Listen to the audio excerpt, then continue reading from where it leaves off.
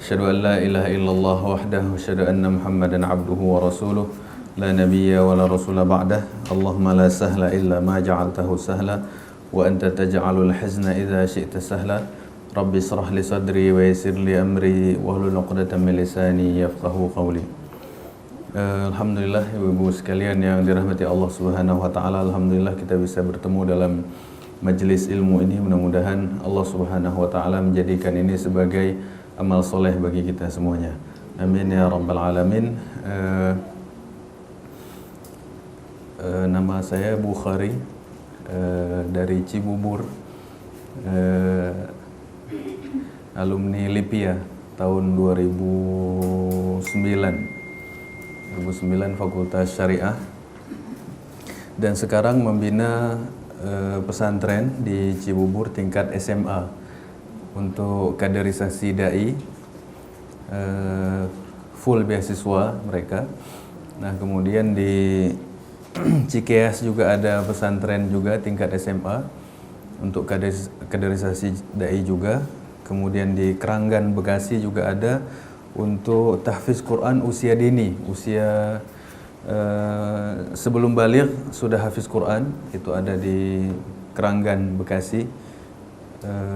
Baru kita jalankan sekitar 3 tahun, dan alhamdulillah sudah ada anak-anak yang sudah hafiz di sebelum usia baligh, ya, usia 11 tahun, 12 tahun mereka sudah hafal Quran 30 juz dengan kualitas yang sangat baik sekali. Dan ahlan wa sahlan kalau ibu-ibu pingin jalan ke sana. Tapi udah penuh tempatnya. Jadi biasanya menunggu kalau udah ada yang keluar baru masuk lagi. Jadi tempatnya sangat terbatas. Dan alhamdulillah kegiatan sudah berjalan dengan baik, ya. Dan Ramadan kemarin salah satu yang hafiz itu dibawa ke Malaysia untuk menjadi imam di sana. Umur anak-anak kecil, umur 12 tahun, dan senang sekali, ya, masyarakat di sana juga sangat senang, sekaligus buat memberikan motivasi kepada masyarakat di Malaysia untuk supaya mereka menghafal Quran dari usia dini. Karena kebanyakan mereka menghafal itu setelah tamat SMA. Jadi usia emasnya udah lewat, ya. Jadi jadi orang metodologi pendidikan di tempat kita ini katanya anak kecil tidak boleh menghafal. Kan itu Bu ya, anak kecil nggak boleh menghafal, jangan suruh menghafal nanti dia pusing, bosen dan lain sebagainya. Tapi sebenarnya tidak, justru usia kecil itu tidak bisa memahami. Dia bisanya menghafal. Ya kan? Dia tidak memahami tapi dia menghafal. Dan apa yang dilakukan oleh orang tuanya, dari segi perkataan orang tuanya, sikap orang tuanya, anak itu hafal. Tahu dia. Kita ngomong apa, kita sikap apa, dia lihat apa dari orang, dia hafal. Cepat, tapi dia nggak paham. Kenapa orang itu begitu, kenapa orang ini begini, dia nggak ngerti. Tapi dia hafal. Ya, nah, makanya kadang usia ini kalau tidak dimanfaatkan, sayang sekali, ya. Dan menghafal Quran itu bukan satu mukjizat atau kelebihan luar biasa, tidak Ibu. Karena itu diprogram, ya. Dan kalau orang ikut program, insya Allah berhasil. Baiklah ibu-ibu sekalian yang dirahmati Allah Subhanahu wa taala, pada hari ini kita mencoba untuk membahas tentang masalah dunia lain kali ini Bu ya.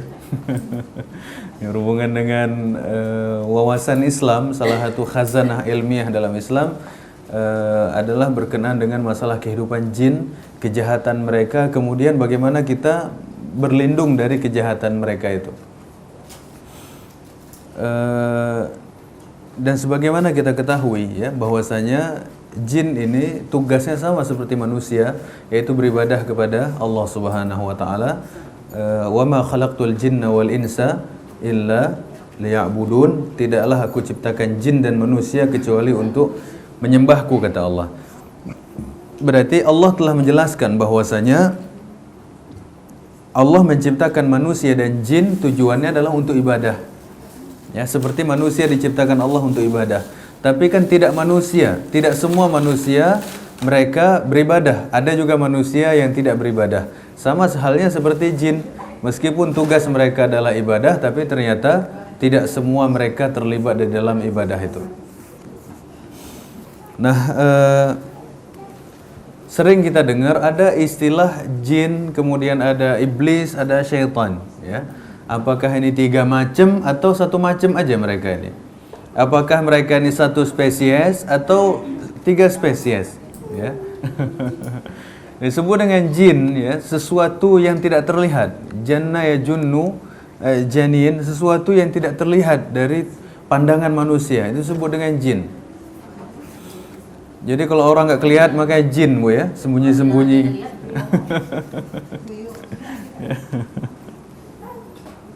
Nah, jin ini adalah asal muasal ciptaan Allah atau spesies yang diciptakan Allah, namanya adalah jin, ya. Nah, kemudian adapun iblis ini adalah jin yang pertama kali yang ingkar kepada Allah. Iblis itu nama salah satu jin, Ibu, yang ingkar kepada Allah. Nah, kemudian syaitan, ya, syaitan adalah jin yang jahat, jin yang durhaka, jin yang kafir, disebut dengan syaitan. Jadi syaitan itu hanya sekedar istilah yang artinya adalah ingkar. Artinya adalah menolak. Berarti semua jin yang mengingkari Allah, yang mengingkari Al-Quran, yang mengingkari Nabi Muhammad, itu semua disebut dengan syaitan, ya. Berarti asal muasal penciptaan itu adalah jin. Kemudian ada jin yang baik, ada jin yang jahat. Jin yang jahat disebut dengan syaitan. Nah, berarti pada dasarnya Allah hanya menciptakan 1 spesies, jin, ya. Tapi ada yang baik, ada juga yang jahat. Nah, jin yang jahat pertama kali namanya iblis. Nah, jadi iblis itu hanya sekedar nama. Seperti Allah menciptakan manusia, yang pertama kali namanya adalah Adam. Nah, berarti manusia pun ada yang baik, ada yang jahat, ada yang mukmin, ada yang munafik, ada yang kafir, ya, ada yang fasik. Istilah untuk manusia, tapi istilah untuk jin adalah jin yang jahat, jin yang ingkar, ada disebut dengan syaitan. Nah, ada beberapa persamaan antara jin dan manusia. Yang pertama, mereka sama-sama mendapatkan beban ibadah, taklif. Artinya mereka juga punya kewajiban ibadah seperti kita. Mereka sholat, mereka puasa, mereka menuntut ilmu, mereka berbuat baik kepada sesama mereka. Artinya ada persamaan itu, ya. Manusia disuruh untuk sholat, jin juga sholat, ya. Manusia disuruh untuk zakat, jin juga yang kaya-kaya mereka zakat kepada kaum mereka sendiri. Nah, kemudian mereka juga bisa beranak pinak seperti manusia, bisa berkembang biak, ya, dan bahkan mereka sangat cepat sekali berkembang biaknya dan jumlahnya lebih banyak daripada manusia. Nah, tetap mati, ya, meskipun usianya sangat panjang, ya, tapi tetap mati, ya. Wa ma khalaqtul jinna wal insa kullu nafsin dha'iqatul maut. Semua makhluk yang bernyawa pasti akan mati. Cuman usia mereka jauh lebih panjang daripada manusia. Mereka bisa mati karena mereka berantem, bunuh-bunuhan, mereka mati. Mungkin ada yang sakit di antara mereka, mereka juga bisa mati. Atau mereka menzalimi sesama mereka dan mati juga. Tapi secara umum yang namanya jin ini usianya sangat panjang, ya. Sampai kita lihat dalam Al-Quran Allah menyebutkan pada saat jin mengatakan Rabbi anzirni ila yaumi yub'atsun, ya Allah berikan aku tangguhan waktu sampai hari kiamat. Kemudian kata Allah, innaka minal munzarin, kamu termasuk orang yang dikasih waktu yang panjang sampai kiamat. Tapi tetap mati dia, ya, tetap dia mati. Nah, kemudian kita lihat di dalam surat Al-Kahfi, ya, ayat 50, di sana Allah Subhanahu wa taala menyebutkan wa idz qulna lil malaikati isjudu li Adam. Pada saat kami berfirman kepada malaikat untuk bersujud kepada Adam. Fasajadu, semuanya mereka sujud illa iblis, kecuali iblis. Kana minal jin, iblis ini bagian daripada jin. Fafasaqa an amri rabbih, lalu dia durhaka kepada firman Allah Subhanahu wa taala atau perintah Allah. Jadi dalam ayat ini Allah menyebutkan bahwasanya jin ini bagian dari iblis ini bagian daripada jin. Nah, kemudian dalam hadis yang diriwayatkan oleh Imam Tabrani ya dengan sanad yang hasan, dan hadis ini ada dalam kitab Sahih Al-Jami'. Di sini disebutkan al-jinnu ala thalathati asnaf. Jin itu kata Nabi ada 3 macam modelnya. Ya, sinfun lahum janahun yatiruna fil hawa. Ada satu kelompok jin yang mereka mempunyai sayap dan mereka terbang di langit. Ya, berarti ada yang punya sayap. Wa sinfun hayyatun wa kilab. Dan sebagian lagi ada yang modelnya seperti ular ya dan anjing. Ya, ada jin ini yang berupa seperti ular atau anjing. Wa sinfun yahilluna wa yaz'anun, dan sebagian yang lain ada jin yang suka jalan-jalan ya. Nah, jin suka traveling ya pokoknya. Jadi dia pergi ke sana kemari. Nah, ada kelompok-kelompok yang model begitu. Ya, nomaden, ya, sukanya jalan-jalan. Tapi nggak ada nabi dari jin, Ustaz? Nggak ada, ya. Nah, jadi di dalam hadis ini dijelaskan bahwasanya jin-jin ini banyak sekali macam dan variasinya, model-modelnya sangat banyak sekali, dan bentuknya atau rupanya itu sangat jelek. Ya, sangat jelek. Makanya kalau ada orang yang mengatakan dia ingin menjadi istri jin, ya ini betul-betul serem ya, sama seperti wajah ular ya, atau seperti anjing ya. Nah, kemudian jin ini juga mereka memiliki pekerjaan-pekerjaan tertentu yang mereka punya spesialisasi masing-masing ya. Di antaranya ada namanya itu al-walahan ya. Al-walahan ini pekerjaannya mengganggu orang wudu ya.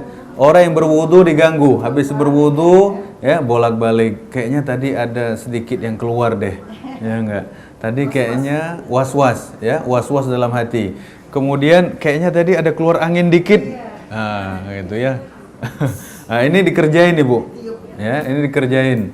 Bahwasanya kalau orang seperti ini, kalau dia tahu hukumnya secara syar'i, maka dia tidak akan mudah kena tipu. Makanya Nabi menyebutkan dalam satu hadis yang sahih, kata Nabi, "Idza wajada ahadukum fi batnihi syai'an," kata Nabi, apabila engkau mendapatkan sesuatu, engkau merasakan sesuatu dalam perutmu, fala yakhrujanna minal masjid. Jangan sampai keluar dari masjid, kata Nabi, hatta yasma' sautan, sampai dia mendengar bunyi. Au yajid rihan, atau mencium baunya. Ya, mungkin silent dia punya tapi bau. Nah, jadi untuk meyakinkan itu semuanya harus ada 2 cara. Yang pertama mendengar suara atau bau. Kalau tidak ada satu di antara 2 ini, jangan pedulikan. Mau dia tiup, mau apa, nggak usah peduli. Ya, ini hanya kalau ibu yakin ada yang keluar, berarti itu bukan keraguan-raguan, ya. Kalau ibu yakin, maka ibu segera berwudu kembali. Tapi kalau yang pengganggu itu pasti kafir, Ustaz Iya, ya? ini jin jahat, ya. Ini jin yang jahat. Nah, jin yang jahat itu dia selalu mengganggu, ya, mengganggu orang-orang yang hendak ibadah, orang-orang yang hendak mendekatkan diri kepada Allah, itu mereka ganggu. Nah, dalam hadis yang diriwayatkan oleh Imam Ahmad di sini disebutkan ya, pada wudu ada setan yang menggoda, disebut dengan al-walahan, maka berhati-hatilah terhadapnya. Ya. Nah, ya, silahkan Ibu, mau sebelah mana? Di sini nggak apa-apa nih.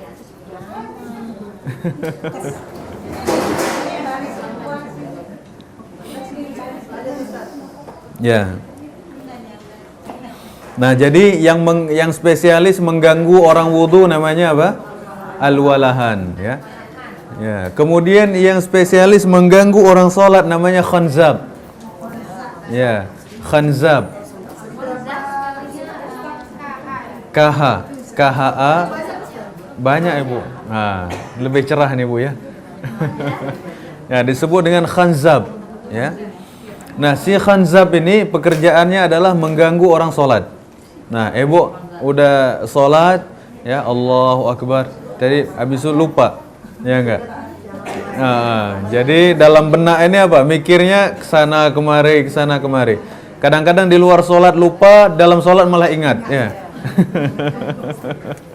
Jadi ini ada dia namanya spesialisnya namanya khanzab. Nah pada saat kita sholat kita lupa. Ini udah 2 rakaat apa? 3 rakaat. Ini udah 3 apa masih 2 dan seterusnya. Ini pekerjaan daripada khanzab. Ya, pekerjaannya untuk mengganggu orang. Ya. Dan Rasulullah SAW untuk mengatasi hal seperti ini, ya, hal seperti ini Rasulullah mempunyai cara yang luar biasa. Dan Rasulullah telah menjelaskan itu semuanya kepada kita untuk mengatasi keraguan-raguan kita di dalam sholat. Ya, di antaranya Rasulullah menyebutkan, ya, apabila engkau ragu berapa yang engkau lakukan, sudah 3 rakaat atau 2, ambil yang paling meyakinkan, yaitu 2 rakaat. Kalau 3 ragu, kalau 2 yakin, berarti ambil yang 2 rakaat atau ambil yang kecil. Nah, kemudian yang ketiga namanya al-masud, ya. Ya, al-masud. Al-masud ini spesialisnya adalah gosip, Ibu, ya. Ya, al-masud biasa. Al-masud. MASU TH, al-masud. Nah, jadi ini kerjaannya apa? Dia suka membuat gosip, menggoda orang untuk gosip. Ya. Gibah, ya. Atau apa namanya? Ya, gosip, fitnah, hasud dan lain sebagainya. Jadi dosa-dosa yang dibuat oleh lisan, ini kerjaan dia nih. Ya. Apa namanya? Masud namanya, ya. Jadi si masud ini yang punya kerjaan untuk mengganggu orang. Ya, untuk mengganggu orang supaya menceritakan aib orang, supaya menceritakan keburukan orang. Yang awalnya udah disembunyiin, tiba-tiba kata dia, "Oh, enak kalau kamu ceritain tuh, nanti kamu jadi deket sama dia, ya, jadi punya banyak teman, orang akan peduli, orang akan respon dan lain sebagainya." Nah, jadi sebenarnya digoda kita ini untuk menceritakan aib dan kesalahan orang. Dan ini ya. Ini ada hal-hal yang memang mereka kerjakan. Salah satunya adalah untuk menyesatkan orang dari segi memberikan gosip kepada orang lain, ya. Apalagi kalau acara TV udah ceritanya gosip, ya. Ini jin masudnya kebanyakan, Bu, ya. Jadi nyari aib orang, nyari kesalahan orang, Masya Allah, luar biasa. Padahal di dalam hadis yang diriwayatkan oleh Imam Muslim, kata Rasulullah, siapa yang menutupi aib seorang muslim di dunia, maka Allah akan menutupi aibnya di dunia dan akhirat. Ya, kita tutup hadis Nabi diriwayatkan oleh Imam Muslim. Jadi bahwasanya seorang yang menutup aib orang lain, aib seorang muslim di dunia, Allah akan tutup aibnya 2 kali, Bu, di dunia dan akhirat. Siapa yang enggak punya aib di dunia ini? Semua orang punya aib. Allah tutup aib itu untuk kita. Dan ini bentuk rahmat dan kasih sayang Allah. Allah menutup aib kita. Kalau tidak, kita nggak berani keluar rumah, Bu. Ya. Dan kalau seandainya aib itu bau, maka akan berbau semuanya. Maka ini salah satu bentuk kasih sayang Allah. Rahmat Allah kepada kita adalah Allah menutupi aib-aib dan kesalahan itu. Dan mudah-mudahan dengan ibadah-ibadah yang kita kerjakan, Allah mengampuni dan menutupi kesalahan-kesalahan tersebut. Ya, seperti kita hadir dalam majelis ilmu, mudah-mudahan Allah mengampuni kesalahan kita.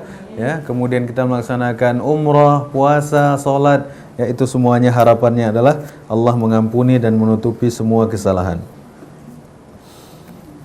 Nah, kemudian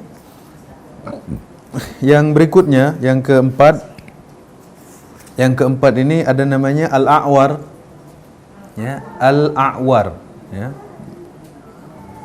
Al-a'war ini adalah jin yang bertugas untuk menyeru seseorang untuk berbuat zina. Ya. Nah, jadi jin selingkuh nih, Bu. Ya.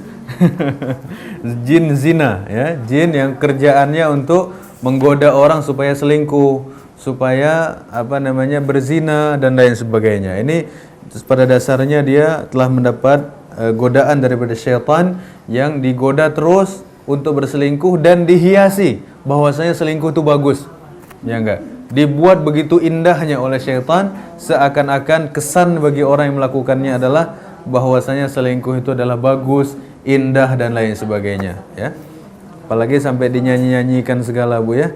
Nah, ini kayaknya jin apa namanya? Iya, awalnya curhat. Al-A'war, ya. Al-A'war. Pakai R, ya. Al-A'war.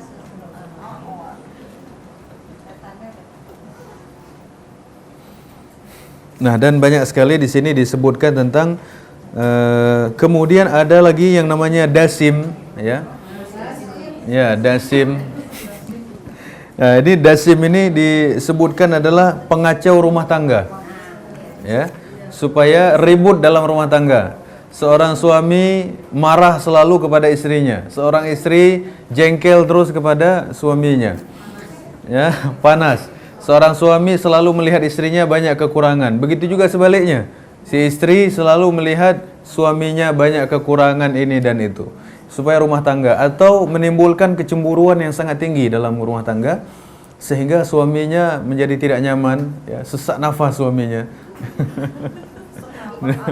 Jadi terlalu banyak cemburu yang berlebihan. Cemburu itu bagus, Ibu, ya. Bagus kalau ada pada porsinya, tapi kalau berlebihan orang jadi sumpek, ya, sumpek. Semua dicek, ya, WA dicek, ya, panggilan telepon, ya, semua dicek, saking cemburunya.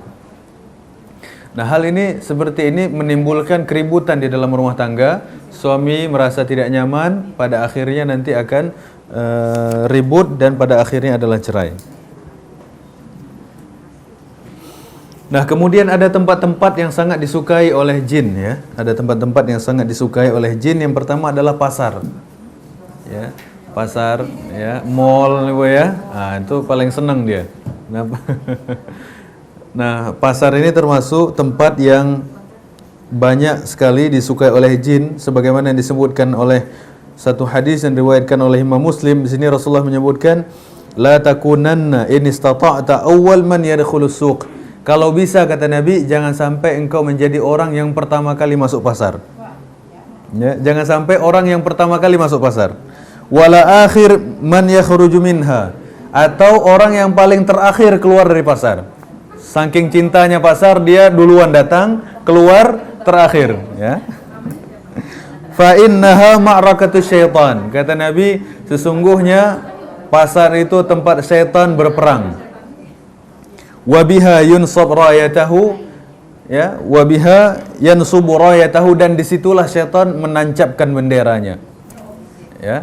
Jadi bahkan dalam keterangan yang lain disebutkan bahwasanya pasar ini adalah masjidnya syaitan, ya. Pasar ini adalah masjidnya, ya. Sama, mall juga pasar, ya, sama. Walaupun sekarang ini udah modern. Hah?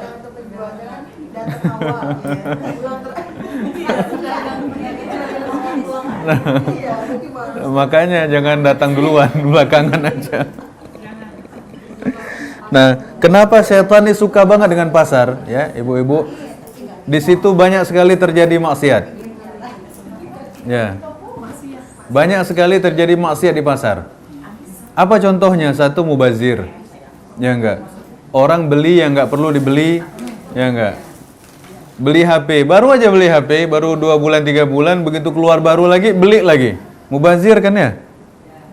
Mubazir, ya, beli sesuatu yang tidak dibutuhkan, sekedar untuk pamer, sekedar untuk bangga-bangga, mubazir. Atau banyak orang yang berjualan di pasar, tidak pede dia berjualan, habis itu dia apain? Ya, pakai pemanis, pakai penglaris, ya, itu pakai syaitan. Makanya di situ menjadi masjidnya syaitan.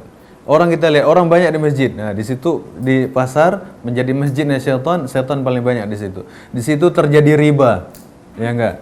Pinjam meminjam dengan bunga, ya, datang tukang kredit menawarkan, ya, tempat riba. Tempat orang menipu juga, mengurangi timbangan, ya. Kemudian apa lagi? Menipu pembeli, mengatakan ini produk yang baru atau dengan kualitas yang bagus, tapi ternyata KW dan lain sebagainya. Tempat orang menipu, ya, tempat orang menipu. Makanya di pasar ini, ya. Enggak. Nah, di dalam hadis disebutkan bahwasanya at-tajirul amin, pedagang yang amin, pedagang yang jujur, yang terpercaya, itu bersama para nabi dan rasul. Artinya bukan berarti pedagang ini buruk. Kita lihat nabi juga pedagang, sahabat nabi juga pedagang. Artinya ada orang yang berdagang dengan cara yang baik, ada juga orang yang berdagang dengan cara yang curang, dengan cara yang zalim. Ini tidak boleh, ya. Nah, berarti kita lihat tadi bahwasanya pasar ini menjadi tempat orang untuk bermaksiat, ya. Kalau dia tidak tahu hukum, di situ dia mengurangi timbangan, kemudian menutup-nutup barang yang sudah expired misalnya, yang harusnya udah expired tahun lalu tapi masih dijual saja di situ atau diundur masa expirednya dan lain sebagainya. Ini semuanya bentuk-bentuk kezaliman yang dilakukan di pasar, dan ini tempat yang paling disukai oleh syaitan. Nah, kemudian tempat yang lain yang disukai pula adalah tempat orang buang hajat, ya. Toilet, ya, WC, ini juga termasuk tempatnya syaitan. Di situ tempat dia tinggal dan dia sangat suka tempat itu. Makanya WC jangan terlalu bagus-bagus, Bu, ya. kata setan ini malah betah dia, bagus banget tempat tinggalku katanya. Ya, jadi kadang orang berlebihan. Bersih memang harus bersih, Bu, ya, tapi tidak berlebihan di dalam masalah mengurus tempat-tempat buang hajat seperti ini. Makanya pada saat kita masuk toilet apa yang kita baca, Ibu? Ya, Allahumma inni a'udzubika minal khubuthi wal khaba'is. Ya Allah, aku berlindung dari setan laki-laki dan setan perempuan. Kenapa? Karena memang di situ tempat tinggalnya. Nah, kalau kita baca doa itu, dia tidak bisa melihat aurat kita. Ya. Kalau kita baca doa itu, dia tidak bisa melihat aurat kita. Kalau kita tidak baca, dia lihat aurat kita.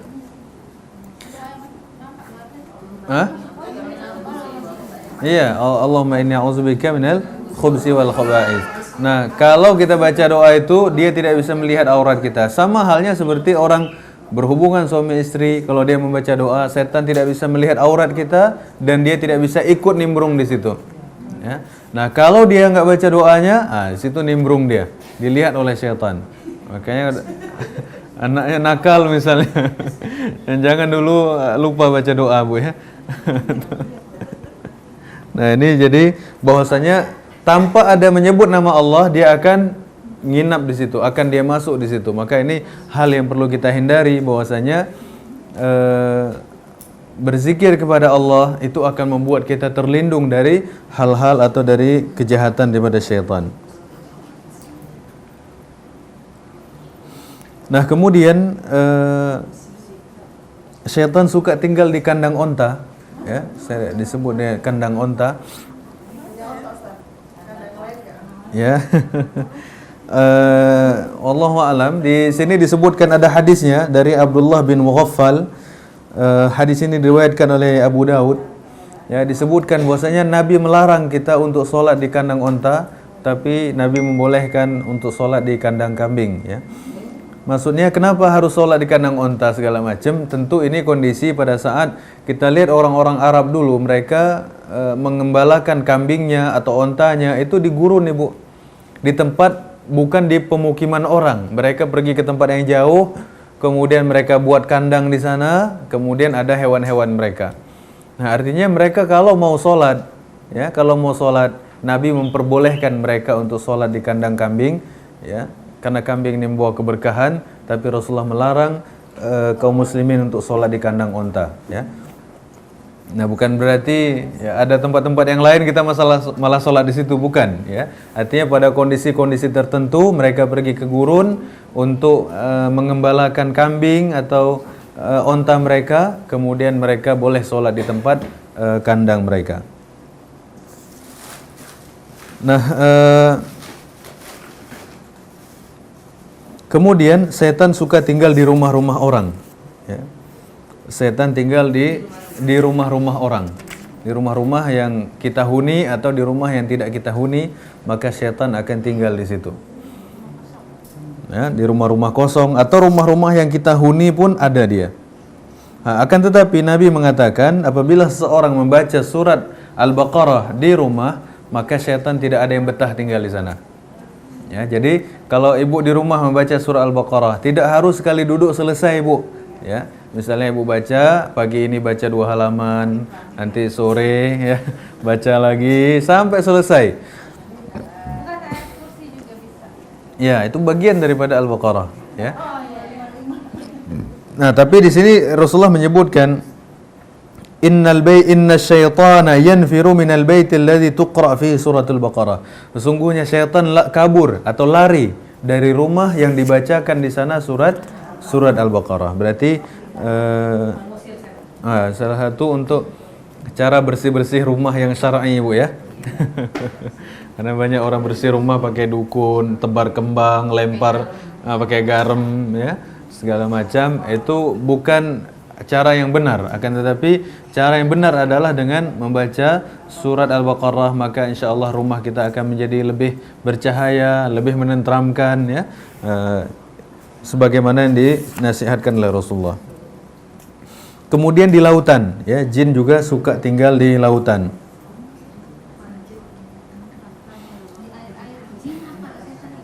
Gimana Ibu? Ya, secara umum. Ya. Ya, kalau jahat namanya setan. Spesiesnya adalah jin. Nah, di sini dalam hadis yang diriwayatkan oleh Imam Muslim disebutkan bahwasanya setan ini membangun ya, atau iblis ini membangun istananya di permukaan air laut. Ya, dia bangun istananya di laut. Nah, kemudian setelah itu dia mengutus bala tentaranya untuk menyesatkan orang. Cuman base campnya di laut. Habis itu dia tugaskan orang untuk menyesatkan orang. Ditugaskan jin untuk menyesatkan orang. Nah, kemudian mereka laporan hasil kerja. Ya enggak, sesudah diutus untuk menyesatkan orang, setelah itu dia laporan hasil kerja. Apa yang kamu lakukan? Ya, kemudian kata jinnya, tentara-tentara ini, bos, saya udah bisa membuat orang berzina. Kata bosnya, biasa itu, nanti juga taubat dia. Ya. Ya. Nah, kemudian disuruh lagi, bos, saya udah bisa menggoda orang untuk main judi, bos. Katanya biasa itu, nanti juga dia taubat. Ya, segala macam maksiat yang disebutkan kata bosnya itu semua biasa. Ya, itu dianggap semua perbuatan yang biasa. Tapi ada lagi orang yang mengatakan, ada jin yang datang, bos, saya bisa buat orang bercerai. Kata bosnya, kamu yang paling bagus. Ya. Jadi kalau bisa membuat orang bercerai, bertengkar, ribut, rumah tangga berantakan, kata setan, ini ya dapat rewardnya nih paling bagus ya, menjempol. Nah, jadi memang salah satu pekerjaan setan yang sangat dibanggakan sesama mereka adalah kalau bisa buat orang bercerai ya. Kasihan anak-anak menjadi terlantar ya, keluarga nanti menjadi tidak baik, hubungan sesama masyarakat juga tidak baik ya, sehingga dan ibadahnya pun berantakan, dia tidak pede bergaul dengan orang ya. Ini semuanya madarat daripada perceraian. Meskipun perceraian itu adalah obat, akan tapi ini adalah obat yang sangat pahit Ibu ya. Dia adalah solusi. Cerai itu termasuk salah satu solusi untuk rumah tangga yang tidak bisa didamaikan lagi. Dia adalah solusi. Tapi kalau bisa kita nggak ngambil solusi ini, lebih baik kita ambil solusi yang lain. Ya. Tapi kalau udah mentok nggak ada cara lain, sudah, apa boleh buat, memang itulah solusinya. Dan bahkan ada orang Kristen masuk Islam, itu gara-gara di Islam ada cerainya. Jadi dia nah, soalnya di agama mereka tidak ada cerai. Ya, dia melihat ada 2 sepupunya katanya. Dia punya 2 sepupu, ini rumah tangganya berantakan. Yang sana udah ribut di sini. Sementara mereka menikah lagi, cerai nggak ada syariatnya, ya kan? Menikah lagi juga nggak ada syariatnya. Istilahnya bercerai nggak ada peraturannya dalam agama mereka. Kemudian poligami juga nggak ada peraturannya dalam agama mereka. berzina, selingkuh juga haram juga menurut pandangan mereka. Jadi nggak ada solusi. Terakhir apa yang dia lihat? Dia perhatikan syariat orang Islam. Ternyata di agama orang Islam, ada cerai, fungsinya begini begitu. Ternyata habis itu dia pindah ke dalam Islam, gara-gara di Islam ada cerainya. Dia lihat permasalahan sepupunya, solusinya adalah cerai. Jadi berarti semua syariat Allah ini ada hikmahnya, Ibu. Ya, ada hikmahnya. Ya, kalau mereka mengatakan misalnya ada syariat tertentu yang menyebutkan bahwasanya tidak ada yang namanya cerai. Biarlah kematian yang memisahkan antara mereka. Yaitu kalau lagi damai, Bu ya. Kalau lagi harmonis ya. Kalau lagi geger, ribut, aduh ya. Tapi alhamdulillah Allah berikan syariat ini.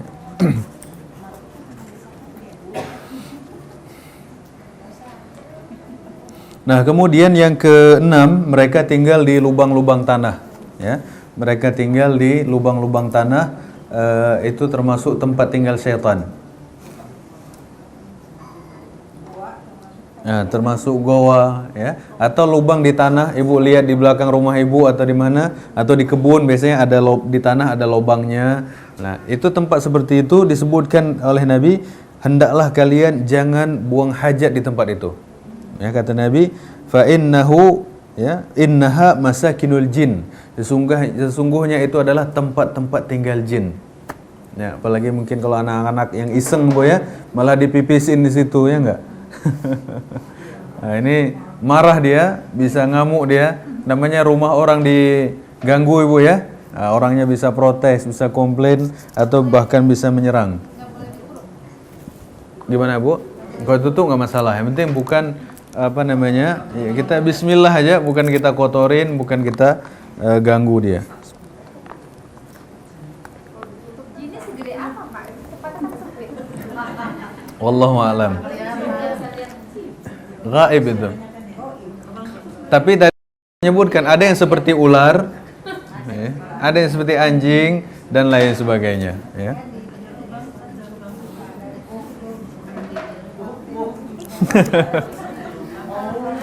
Nah, kemudian yang ketujuh, mereka tinggal di padang pasir atau di lorong-lorong ya, atau di tempat-tempat yang sepi lainnya. Mereka tinggal di sana.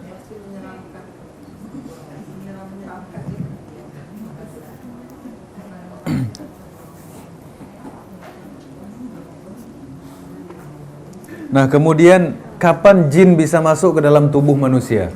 Ya, kapan jin itu bisa masuk ke dalam tubuh manusia? Yang pertama, ketika orang itu marah. Jadi ketika orang mengumbar kemarahannya, gampang marah, sedikit-sedikit emosi, di situ jin masuk. Ya. Orang sensitif, ya, sensitif banget. Ya, sedikit-sedikit bisa marah, bisa ngamuk dia. Nah, ini salah satu cara jin untuk masuk ke dalam tubuh manusia, yaitu dengan pintu kemarahan.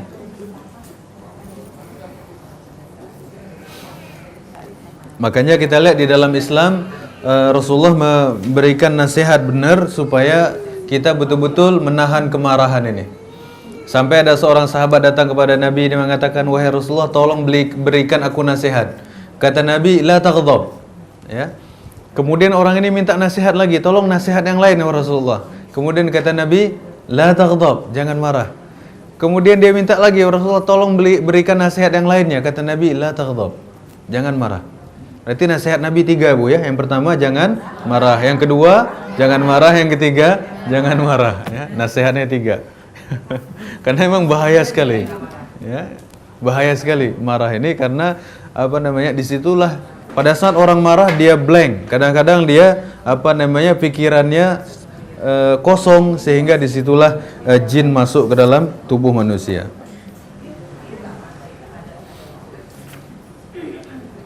Nah, kemudian yang kedua, jin akan masuk ke dalam tubuh manusia ketika lalai dari Allah Subhanahu wa taala. Lalai mengingat Allah, lalai ibadah, ya, melalaikan segalanya. Dia tidak ingat kepada Allah Subhanahu wa taala, hatinya kosong, ya. Hatinya kosong, pikirannya kosong, maka disitulah dia akan masuk jin ini. Ya, makanya tidak boleh kita melamun sendirian, ya, duduk di kamar sendirian ngelamun. Nah, ini bahaya. Ya, di situ dia akan mengganggu kita pada akhirnya. Nah, makanya di sini kita harus cari teman. Kata Nabi, syaitan itu kalau kita sendirian, syaitannya banyak. Kalau kita berdua, syaitannya berkurang. Kalau kita bertiga, berkurang lagi. Kalau kita berjamaah, hilang dia. Ya, jadi semakin sering kita sendirian, semakin banyak dia mengelilingi kita, ya, mengitari kita. Makanya yang sering mojok-mojok sendirian bahaya, Bu. Ya, nah, bahaya. Iya, ya ngumpul bareng nggak apa-apa, tapi ya jangan gosip juga, ya. Kalau nggak kena tadi, ya temennya tadi itu. Nah, kemudian yang ketiga, ya bahwasanya setan ini gampang masuk ke dalam tubuh manusia adalah ketika hawa nafsu bergejolak, ya, syahwat lagi tinggi-tingginya. Ya, kalau dia tidak menjaga dirinya dengan zikir, dengan istighfar, ya, dengan menjaga diri, maka disitulah setan akan masuk ke dalam tubuh manusia dan dia akan mempengaruhi orang itu kepada hal-hal yang tidak baik. Ya, nah, makanya pada saat ada gejolak seperti itu, dia minta ampun kepada Allah, istighfar kepada Allah, atau dia menyalurkannya di tempat yang benar, ya, di tempat yang halal, bukan justru menyalurkannya pada tempat-tempat yang haram. Nah, kemudian yang keempat adalah ketika rasa takut berlebihan, ya, sedikit-sedikit takut, merinding, ya, di rumah sendirian takut, ya, di mana-mana takut. Begitu mati lampu ngungsi ke hotel, ya enggak? Takut. Ada saya temukan orang begitu. Begitu mati lampu dia langsung pergi ke hotel, takut. Ya, atau dia di jalanan, keliling-keliling di jalanan walaupun Iya. Nah, kadang ada yang karena takut di rumahnya katanya angker atau ada satu hal lainnya.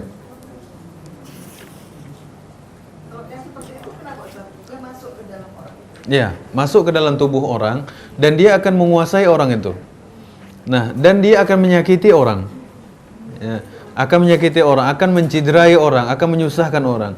Nah, ada yang dikuasai itu hanya beberapa persen dari tubuh manusia. Misalnya yang diganggu adalah tangannya, atau kakinya, atau kepalanya, atau di salah satu sisi daripada anggota badannya. Ada yang dikuasai 80%. Ada juga yang dikuasai 100%, sehingga yang berkata itu bukan dia lagi. Suaranya udah suara orang, ya. Nah, itu termasuk tergantung daripada sejauh mana dia menguasai, ya. Misalnya kadang lihat teman atau ada teman, ya. Awalnya orang ini ramah, orangnya baik, peduli kepada lingkungan dan lain sebagainya. Tiba-tiba orang menjadi kasar, ya, ngomong melotot-melotot, ya enggak. Kemudian gampang marah, orang sensitif, ya, dan lain sebagainya. Nah, itu biasanya salah satu ciri, ya, kalau memang dia sudah dimasukin atau dikuasai, ya. Awalnya orangnya ramah banget, ya, rajin ibadah, kemudian begitu udah kena, habis itu dia gampang marah-marah, ya, kemudian tidak suka bergaul dengan orang, maunya duduk sendiri di rumah, menyendiri, jadi nggak suka dia kumpul-kumpul begini, nggak suka. Ada orang tipe-tipe seperti itu, ya. Harus dilawan, ya, harus dilawan. Mana, Bu? Hah? Iya. Nah, berarti harus dilatih, Bu. Ya, dilatih. Suruh ke toilet sendirian, suruh apa? Nah, kalau ada tetap seperti itu, misalnya coba Ibu bacakan ayat kursi, bacakan Al-Falaq, An-Nas, ya. Nah, insyaallah akan ada pengaruhnya nanti.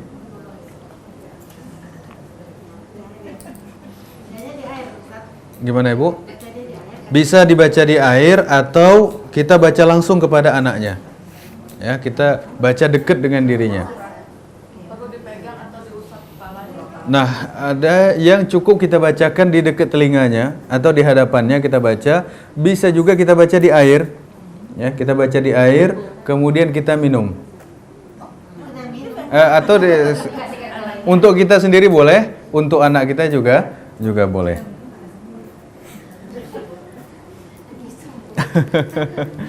Kalau misalnya ada orang suka gelisah, ya, dia gelisah atau sedih tidak jelas apa sebabnya, ya, galau, ya, itu jin di dada tuh, ya, jin di dada. Gimana Bu? Nah, nyembuhinnya dengan perbanyak membaca Al-Quran, memperbanyak membaca Al-Baqarah, ya, ayat kursi dan ayat-ayat pilihan lainnya, nanti insya Allah akan bisa selesai. Dan setelah dia baca, dia usapkan di dadanya, ya, karena jin galau itu di sini dia duduknya, ya, jin galau itu. Gimana Bu? Kalau nggak bisa baca Quran, dia bisa dengan berdoa, ya, murotal juga boleh, atau dengan membaca doa. Karena salah satu salah satu senjata yang sangat kuat adalah zikir, Ibu, ya, dan doa. Zikir apa saja, atau istighfar secara umum itu juga boleh. Dan nanti di sini ada juga ayat-ayat yang dianjurkan atau zikir untuk mempermudah kita mendapatkan benteng dari kejahatan syaitan. Nah, kemudian yang pembahasan berikutnya adalah tentang kiat-kiat membentengi diri dari syaitan. Nah, kita tahu tadi macam-macamnya, dia tinggal di mana saja, ya. Kemudian apa saja yang bisa dia lakukan. Nah, kemudian bagaimana cara kita membentengi diri? Ya. Karena dia biasanya semua amal soleh yang kita kerjakan itu akan diganggu, Ibu. Ya, akan diganggu. Kalau tidak bisa diganggu, akan dihalang-halangi. Yang pertama dihalang-halangi dulu supaya nggak ke pengajian. Nggak usah lah, ini kan ada undangan, ya. Ini kan ada ini kan ada, ya. Nanti ada tamu, ada apa, ya. Pokoknya dihalang-halangi dulu. Jadi supaya dihalang-halangi supaya tidak tahajud dulu, ya kan? Begitu bangun, aduh nanggung nih dikit lagi, ya kan? Nanggung dikit lagi. Nunggu azan dulu deh, gitu. Begitu azan nanti nunggu qomat dulu Saya dibuat begitu. Jadi kalau bisa dihalang-halangi. Ya, mau berangkat pengajian, susah minta ampun. Ya. Nah, jauh lah, macet lah, Bu, ya. Macam-macam itu supaya dihalang-halangi supaya nggak berangkat. Nah, kalau ternyata orangnya ini kuat, pendiriannya kuat, dia nggak bisa dihalang-halangi, tetap jalan dia. Nah, kalau udah jalan dia ganggu, ya, ganggu dia. Begitu datang ke pengajian ngantuk aja.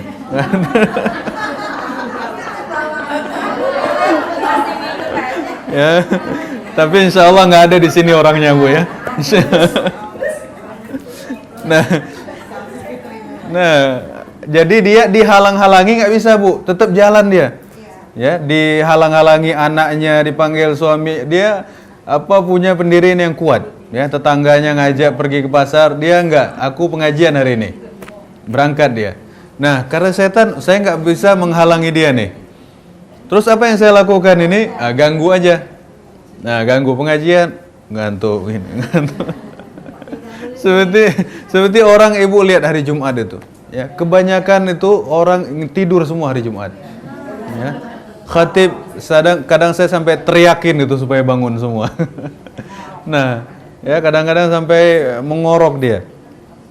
Nah, ikut pengajian seminggu cuma sekali, pengajian hari Jumat, itu pun tidur dia, ya enggak. Berarti kapan dia dapat ilmu, kapan dia dapat hidayah, kapan dia dapat petunjuk? Enggak mungkin dia dapat. Kenapa? Sudah dihalang-halangi. Ya, dihalang-halangi tadi. Datang sekali pengajian malah tidur pula. Ya, Bu, ya. Nah, ini susah kalau seperti itu. Jadi trik-triknya banyak, Ibu. Dihalang-halangi dulu, ya. Kalau dihalang-halangi nggak berhasil, habis itu diapain? Digangguin. Ya, digangguin.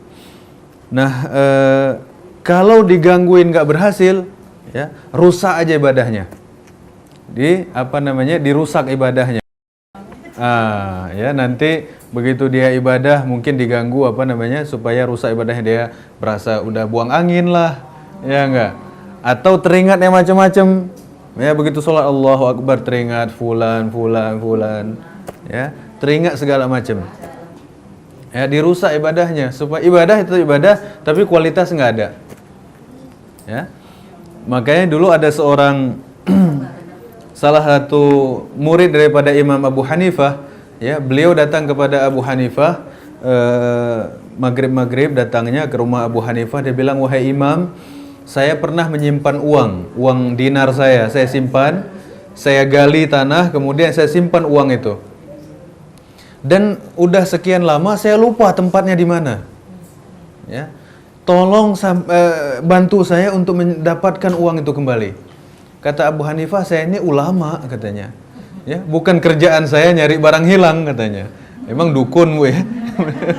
Saya ini ulama, kerjaan saya bukan nyari barang hilang. Abu Hanifah dia pikir gimana caranya.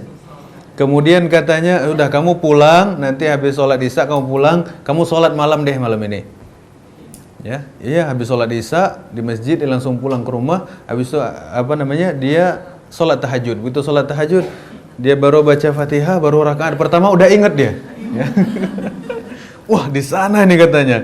Supaya nanti nggak lupa, dia langsung batalin sholatnya, ambil skopnya, ambil cangkulnya, dia pergi ke tempat itu dan dia temukan barangnya itu. Emas yang udah sekian lama dia simpen dan udah lupa tempatnya, dia gali, ketemu lagi. Besok paginya dia datang ke masjid senyum-senyum sama Abu Hanifah. Ya kan? Senyum-senyum dia, kenapa? Dia, alhamdulillah ketemu katanya. Ketemu lagi barangnya. Lalu dia merasa heran. Kenapa engkau tahu solusinya? Kalau hilang barang suruh sholat katanya. Ya, kemudian kata Abu Hanifah, karena aku tahu ya malam itu syaitan tidak membiarkan kamu beribadah kepada Allah. Jadi dia supaya disibukkan dia atau sholatnya dirusak ya, supaya dia tidak mendekatkan diri kepada Allah Subhanahu wa taala. Jadi memang salah satu pekerjaannya adalah dia merusak ibadah. Dihalang-halangi nggak bisa. Habis itu dia apain tadi? Diganggu, ya, gangguin aja nih. Ya, habis itu dirusak. Kemudian kalau nggak bisa dirusak juga, orangnya kuat nih, imannya kuat, pendiriannya kuat, akidahnya kuat, nggak bisa dirusak. Kalau begitu batalin aja pahalanya. Ya, pahalanya dibatalin, ya enggak? Nanti habis khatam Quran buat status alhamdulillah khatam. Ya, alhamdulillah. Ya, sambil tawaf selfie gini. Ya. Sebentar-bentar akun Facebooknya hidup ya, update terus. Itu nggak bisa diganggu, nggak bisa dihalang-halangi, nggak bisa digoda-goda, nggak bisa. Ya, rusakkan aja, batalkan aja pahalanya. Nah, baru bangun masjid dia bilang, wah masjid ini kalau nggak saya bantu nggak bakalan jadi. Ya. Jadi kata setan, nggak bisa saya halangin, saya rusakin aja lah kalau begitu. Ya. Jadi semua ini adalah salah satu perangkap-perangkapnya. Ya, perangkap-perangkapnya. Kalau tidak hati-hati terjatuh ke sana. Ya, kalau tidak hati-hati akan terkena ranjau-ranjau ini dan pada akhirnya dia akan menyesal. Ternyata pada saat dihisab oleh Allah Subhanahu wa taala, ternyata ibadahnya yang dia banggakan selama ini ternyata nol, ya, nggak ada nilainya sama sekali.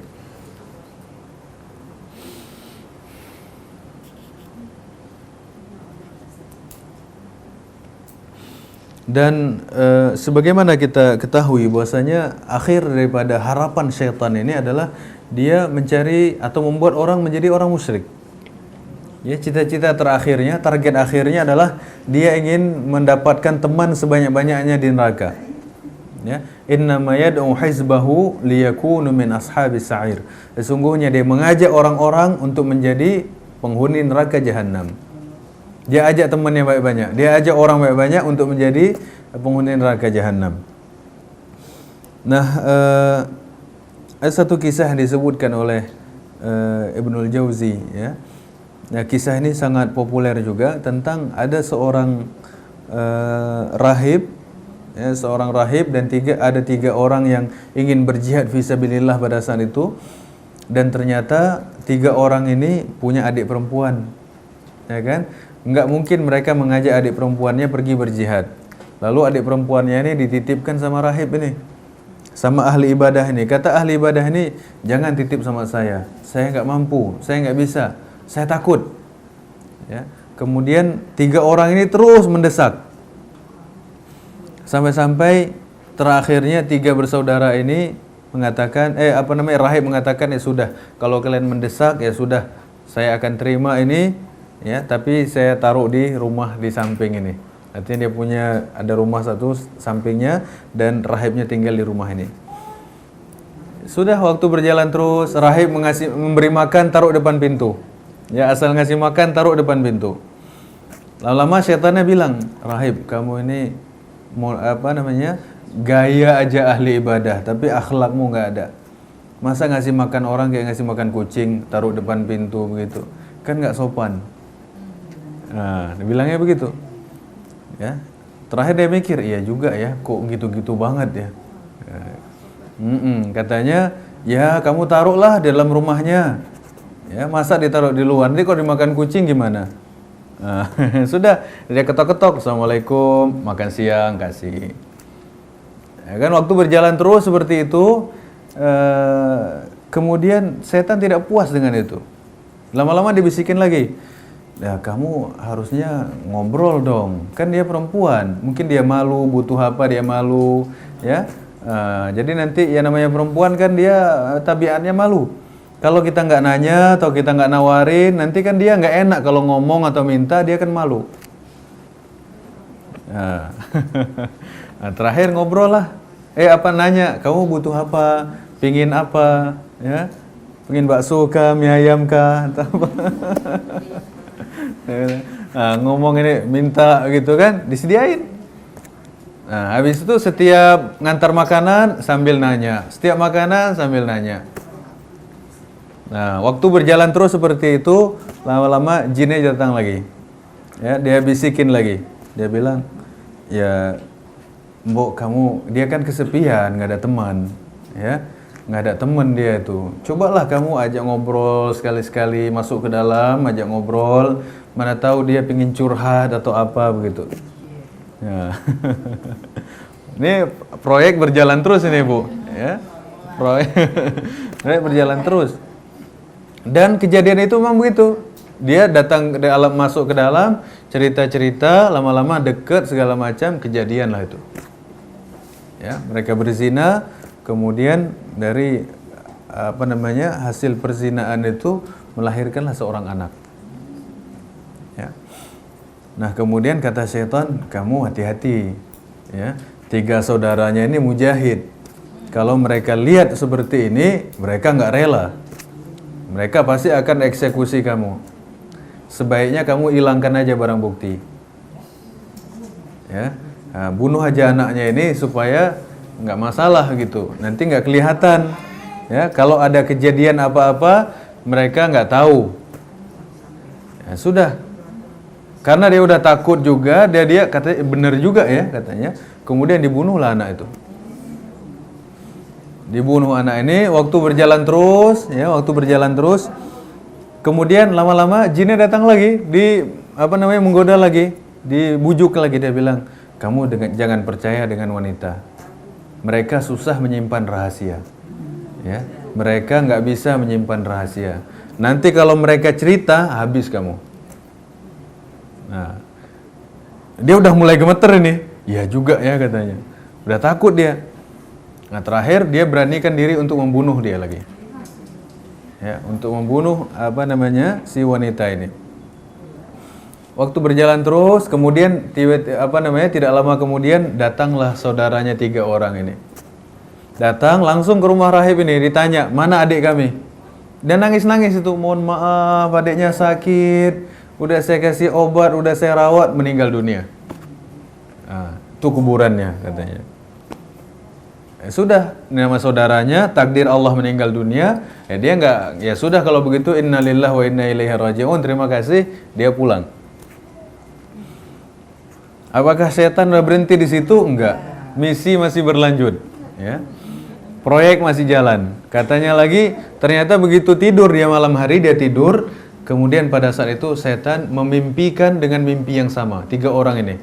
Dia bilang, adik kamu itu enggak sakit. adik kamu tuh dibuat begini, begini, anaknya dibunuh, kemudian terakhir dia juga dibunuh. Nah besok sambil pagi-pagi, sambil sarapan, mereka saya ngomong, tadi malam saya mimpi aneh deh. Apa mimpinya? Begini, begini. Saya juga sama. Yang satu lagi dia bilang, iya saya juga sama. Nah, paling ini cuma bisikan setan. Ini cuma mimpi buruk deh, bisikan setan. Nggak percaya. Malam kedua, mimpi juga mimpi yang sama. Udah mulai ragu-ragu. Malam ketiga, mimpi juga dengan mimpi yang sama, dan mereka sudah curiga. Mereka datang ke sana, ke rahib itu, mereka interogasi, mereka ancam-ancam segala macam.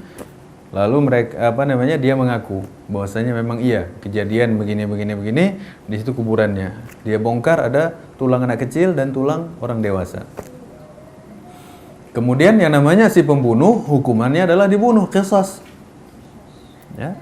Maka pada saat mau eksekusi itu datang jin yang menggoda dia. Dia bilang, "Kamu kenal saya enggak?" Enggak kenal. Yang selama ini mengganggu kamu saya. Dia bilang, artinya dia menyamar menjadi orang. Mengganggu kamu tuh saya. Yang saya menyebabkan kamu ini terjadi seperti ini. Ini kisah di zaman Bani Israel. Nah, kemudian pada saat itu kata jin ini, kalau kamu mau selamat dari orang ini, kamu sujud kepada saya. Coba, ya. Kalau kamu mau selamat, kamu bentar lagi tinggal eksekusi aja nih. Tinggal dibunuh aja, sebentar lagi, nggak lama. Kalau kamu mau nih dalam detik-detik ini sujud sama saya, maka kamu akan selamat. Ya. Nah, kemudian pada saat itu karena udah takut sekali, udah nggak tahu lagi apa yang harus dia buat, dia sujud kepada jin itu. Sujud kepada syaitan itu. Begitu dia sujud, setannya kabur. Dia bilang, "Inni akhafullah rabbal alamin." Aku takut kepada Allah yang menciptakan langit dan bumi ini. Kemudian orang ini dieksekusi dan dalam mati kafir. Nah, artinya coba begitu mulusnya, pelan begitu, terakhir mati kafir. Nah, ini proyek terakhir, target terakhir adalah membuat orang menjadi kafir, ya, kafir dan mati dalam keadaan kekafiran. Nah, maka ini adalah satu muslihat yang sungguh luar biasa. Ya, satu strategi yang sangat halus, ya, kadang-kadang membawa perasaan, membawa iman, membawa macam-macam, tapi itu adalah perangkap, ya. Nah, kalau kita nggak hati-hati akan jatuh ke situ dan kita nggak sadar diri, ya. Makanya pada saat kita mengetahui ternyata perangkap-perangkap ini sangat banyak, ya. Ibnul Jauzi memiliki satu buku yang sangat bagus namanya Talbis Iblis. Artinya perangkap-perangkap syaitan. Ada judul buku, sudah banyak terjemahannya di toko-toko buku. Kalau ibu cari ada namanya Perangkap Syaitan. Di situ diceritakan semua perangkap-perangkap syaitan kepada manusia diceritakan. Untuk orang awam, untuk orang yang berilmu, untuk ahli ibadah, untuk orang yang zuhud, semua diceritakan. Ya, semua ada. Ya, satu kitab itu segini, ya, terjemahannya, buku terjemahan. Kalau ibu cari di toko buku ada, namanya Perangkap Syaitan.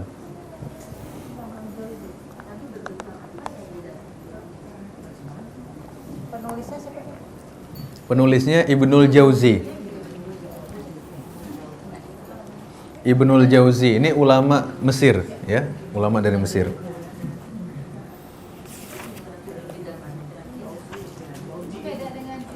Beda dengan Ibnul Qayyim, beda. Ibnul Jauzi. Kalau ibu cari di online juga ada kayaknya, ya, kayaknya kelihatannya.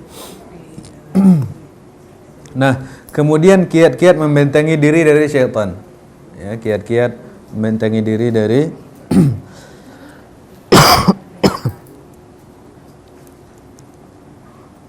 yang pertama adalah mohon perlindungan kepada Allah. Ya, kita mohon perlindungan kepada Allah.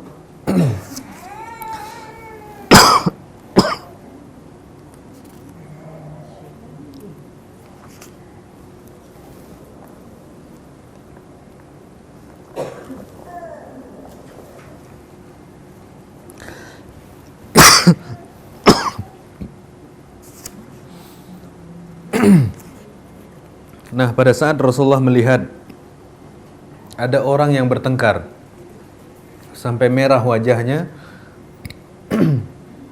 Kemudian urat lehernya sampai keluar, marah-marah. Matanya merah. Melotot ya. Kata Nabi, seandainya mereka mengucapkan auzubillahi minasyaitonirrajim, maka akan hilanglah kemarahan mereka itu. Artinya memang perlindungan kepada Allah, meminta perlindungan kepada Allah akan menghilangkan pengaruh-pengaruh itu.